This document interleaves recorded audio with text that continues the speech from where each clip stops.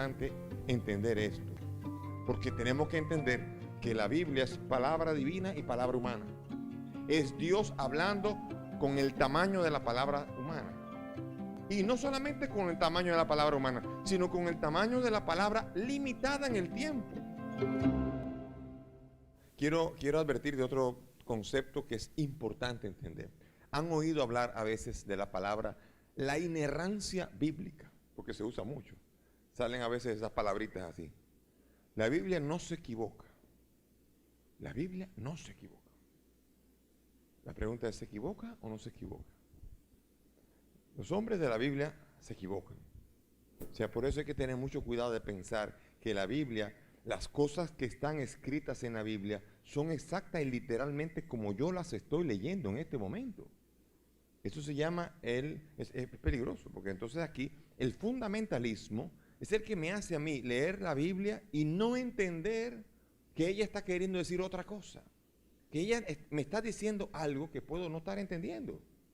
Por ejemplo, en el capítulo 1 del Génesis, un ejemplo, capítulo 1 dice, en la creación, dice, en el principio creó Dios los cielos y la tierra. Miren lo que dice. Dice, y dijo Dios, haya luz, y hubo luz. Y al final del día dice, y atardeció y amaneció día primero. Después del segundo día, dijo Dios, haya un firmamento por en medio de las aguas que aparte una de otras. Amaneció y atardeció día segundo. Día tercero, acumúlense las aguas de por debajo del firmamento en un solo conjunto y déjese ver lo seco. Y así fue, y llamó Dios a lo seco tierra, y al conjunto de las aguas lo llamó mares.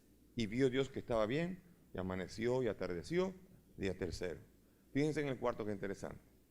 Dijo Dios, haya luceros en el firmamento celeste para apartar el día de la noche. Y valgan de señales para solemnidades, días y años. Y valgan de solemnidades, y así fue. E hizo Dios los dos luceros mayores. El lucero grande para el dominio del día, ¿cuál es? Sol. Y el lucero pequeño para el dominio de la noche. Bien, y amaneció y atardeció día cuarto. ¿Cómo amaneció y atardeció los primeros 3 días sin sol? Ven, cosas tan sencillas como esta, donde uno dice, ¿y entonces? Aquí comenzamos ya a encontrar el primer error, pero el error consiste en querer leer literalmente la Biblia, porque ahí no hay ningún error. Lo que tenemos que entender es qué es lo que nos está queriendo decir, para que nosotros no comencemos a encontrar errores donde no hay, y no pretendamos que no hayan errores de otro orden que no son en el orden de la fe, porque la Biblia es un libro de fe, no es un libro científico, no pretende hacer ciencia. Cuando la serpiente viene y habla con Adán, aquí no hay un tratado de zoología tratando de explicar por qué esa serpiente habló, es otra cosa. Y entonces por esto aquí podemos nosotros estar fuera de lugar, porque la Biblia sigue siendo una lectura de fe y tiene que ser leída a la luz de la fe, no a la luz de que la Biblia sea la que venga a dar luces para un desarrollo científico de la historia, que no es así.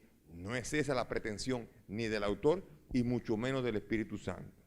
Bájense ahí descubriendo a través de la historia, la curación del cáncer, la ayuda, todos los trabajos, hay que trabajar en ellos. Para eso Dios nos puso a nosotros para dominar la tierra, para manejarla en un orden divino. Entonces, por más inspirados que nosotros creamos y entendamos que es la Biblia, es Dios que está bajando a un lenguaje particular, a un lenguaje humano. ¿Cómo usted le hablaría? Si usted tuviese que bajar a hablarle no sé, a hormigas, ¿con qué lenguaje hablaría? Tendría que buscar cómo se habla. Y si usted no habla en el lenguaje que ellos entienden, no se va a comunicar. Y Dios no se va a comunicar si no se comunica con el imperfecto lenguaje con el que nosotros nos comunicamos. Por lo tanto, Dios tiene que asumir las imperfecciones de la comunicación humana para poder comunicarse con nosotros. Para poder encontrar aquí la palabra de Dios, es necesario a través de lenguajes imperfectos. Nuestros propios lenguajes, nuestras propias lenguas que van creciendo, van desarrollándose hasta que después mueren cuando son ineficaces o cuando ya no son funcionales. Bien, libros canónicos. Hay libros canónicos en la Biblia. Canon, canónico significa, viene de canon. Canon es regla. No es una marca de máquina de fotografía. Canon es regla. Por ejemplo, canónico, canonizar, significa hacer de la vida de una persona una regla de vida válida. Eso es canonizar, hacer regla lo que vivió. Por ejemplo, va a ser canonizado Juan Pablo II. Ahora su estilo de vida, su modo de vivir, las virtudes, pasan a ser una regla válida para que cualquiera de nosotros pueda asumirla, pueda imitarla. Esta es la validez, ese es el concepto de decir canónico, o sea, canonizar. Entonces vamos a ver el canon judío. El canon comenzó con una expresión muy clara que se llamó, nuestros hermanos judíos a la Biblia le llamaron el Tanaj, una palabra extraña, una palabra que viene como un acróstico de tres conceptos. Pongo la vocal en pequeño porque en hebreo no hay vocales. Esto hay que suponerlo así. Ellos llaman Tanakh. Tanakh son T-N-K, que significa Torah, Nebihim y Ketubim. Torah es la ley, la ley, la enseñanza. Nebihim, Nabi es profeta, en plural, Nebihim, los profetas, la ley, los profetas, y el verbo katab, escribir. Ketubim son los escritos. Son la ley, los profetas y los escritos. El canon judío tiene 39 libros. 39 libros donde 5 son los de la ley, Pentateuco, el que nosotros llamamos Pentateuco. Después tiene también 5 escritos. Son escritos de tipo poético, sapiencial. Vamos a irlo viendo. Y hay 29 profetas. Ellos, los históricos y los proféticos, los tienen juntos porque ellos tienen los Rishonim y los Hanorim, que son los profetas anteriores y los posteriores, que son los que hablan de historias en donde hay profetas hablando. Por ejemplo, Natán, cuando profetiza a David, ese es libro de profetas, aunque es un libro que está contando una historia, hay un profeta ahí y le llaman profetas. Y otra cosa es un profeta, los profetas posteriores, los Haronim, que son los que ellos mismos escribieron el libro. Isaías lo escribió Isaías. Sofonías escribió el libro de Sofonías, o sea, son libros que el mismo autor es el que lo escribe, profetas. Entonces, así se llamó para ellos el primer canon, que se llamó el canon judío. Ellos por mucho tiempo fueron recopilando y llegaron a recopilar 39 libros que ellos llamaron canónicos, libros válidos. Pero a la llegada de la cultura helénica, ya en el mundo griego y después el mundo romano, ya no ocurre lo mismo. Ya comienzan a haber mezclas de lenguas. Acuérdense cuando crucificaron a Jesús. No sé si se acuerdan que en la cruz pusieron una inscripción arriba. ¿Cómo se llamaba la inscripción? Sí, así le llamamos nosotros. Pero no se llamaba así. No era INRI, era Jesus Nazarenus Rex Iudorum. Jesús de Nazaret, Rey de los Judíos.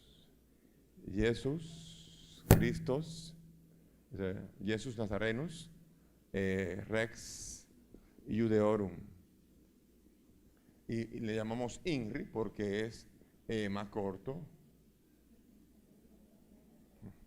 Pero es Jesús de Nazaret es el Rey de los Judíos. Pero si vemos el capítulo 19 de Juan, 19-20, ahí dice que, ¿en qué idioma fue que lo escribieron? ¿En qué idioma? En 3 idiomas. Fíjense qué curioso. Ya en esa época había que respetar los idiomas. Dice, esta inscripción Pilato redactó una inscripción y la puso sobre la cruz. Lo escrito era: Jesús el Nazareno, el rey de los judíos, en latín. Y entonces dice, esta inscripción la leyeron muchos judíos porque el lugar donde había sido crucificado Jesús estaba cerca de la ciudad y estaba escrita en hebreo, latín y griego. O sea que fue más que una tablita, como la ponen en los crucifijos, en un tablón. Y aquí pusieron en griego, en latín y en español, ¿no? En hebreo. En 3 lenguas. Está eso en Juan 19:20. Aquí vemos nosotros que la primera lengua, el hebreo, lengua religiosa de la región. Latín, la lengua oficial del imperio. Y tercero, la lengua que se hablaba apertuto en todos los lugares, como hoy sería el inglés. O sea, 2 personas, que un sueco y un chileno, allá en inglés se van a entender, porque ni él habla sueco, ni el otro habla español, se van a entender en inglés. Entonces, ahora, la lengua en la que hablaba todo el mundo se llamaba koiné, que era el griego vulgar, pero es griego. Entonces, lengua quiere decir con esto que ya cuando llega, ya la llegada del Imperio Romano y la presencia de Jesús, ya hay una multiplicidad de culturas. Ya no todo está en hebreo, ya no todo es el mundo de Israel. El mundo de Israel está invadido. Ha sido invadido por el mundo griego que le impuso la cultura, y el mundo hebreo y el mundo romano que le impuso ahora la lengua oficial del latín. Así que se va acumulando cosas, como pueden ver. Entonces, bien, después de esto, este canon fue interesante, pero después, en el siglo II, antes de Cristo, ocurrió algo. Ya cercano a la llegada de Cristo, pasó un problema, y era que los rabinos, sobre todo los de la diáspora, no sabían hablar bien el hebreo. Y para el hebreo era insultante pronunciar mal el hebreo. Y mucho más cuando se hablaba del nombre de Dios. Había que pronunciarlo bien. Pero los rabinos ya no eran originariamente hebreos o palestinos, y entonces hablaban quizá griego y aprendieron el hebreo para poder dirigir el Kahal Adonai, la asamblea de los justos. Entonces, pero pronunciaban mal, como lo pronuncia, como si uno aprende sueco y se va para allá y va a dirigir un discurso, créame que va a masticar el sueco y va a dar trabajo. Y así entendieron que era mejor traducirlo a una lengua que todo el mundo hablara. En el siglo II se convocó a un número de 72 sabios en Alejandría. Se convocó en el lugar más académico que había en el momento para poder realizar la majestuosa traducción de los libros del Nuevo Testamento, del Tanakh. Y el Tanakh iba a ser traducido. Y se tradujo al griego.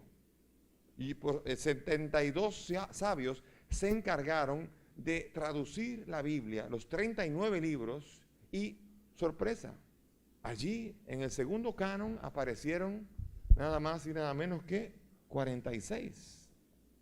Se agregaron 7 más. 7 más a este segundo canon, que se llamaría lo que llamamos normalmente la Biblia de los 70. Se le llama así a la Biblia traducida al griego, que después los rabinos y el mundo hebreo aceptó también como válido, y permitieron que los rabinos dirigieran la asamblea judía fuera de Israel, que la dirigieran con la Biblia de los 70. La Biblia de los 70 se convirtió también en Biblia válida para el mundo hebreo. Y así pasó con el paso del tiempo, eso ocurrió. Pero vemos nosotros que hay libros que fueron traducidos. Por ejemplo, son 7 los libros de diferencia. Pero cuando uno va, por ejemplo, a Eclesiástico, vamos a abrir, ustedes ahora mismo todavía no le da brega abrir la Biblia en el Antiguo Testamento. Pero cuando ustedes acaben el curso, ustedes van a saber, cuando yo les diga Sofonía, ustedes verán. Y cuando cualquier libro que les ponga, ustedes lo van a abrir donde tendrán el concepto claro, que todavía no está. Pero vamos a tratar de encontrar el libro de Eclesiástico en su inicio.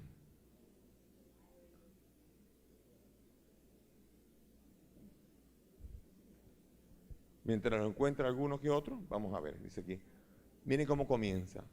Muchas e importantes lecciones se nos han transmitido por la ley, los profetas y los otros escritos, por las cuales bien se debe encomiar a Israel por su instrucción y sabiduría.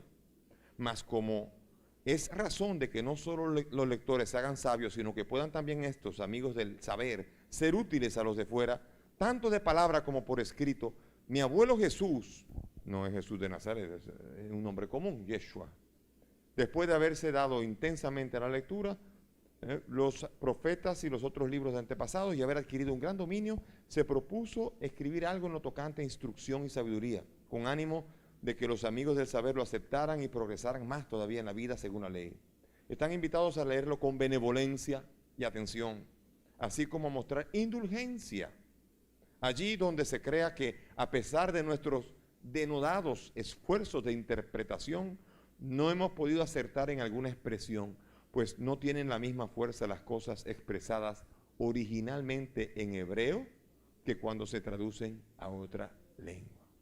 O sea que el eclesiástico, nosotros no contamos con el texto original en hebreo, pero el testigo de que había un texto original en hebreo es nada más y nada menos que el prólogo en griego.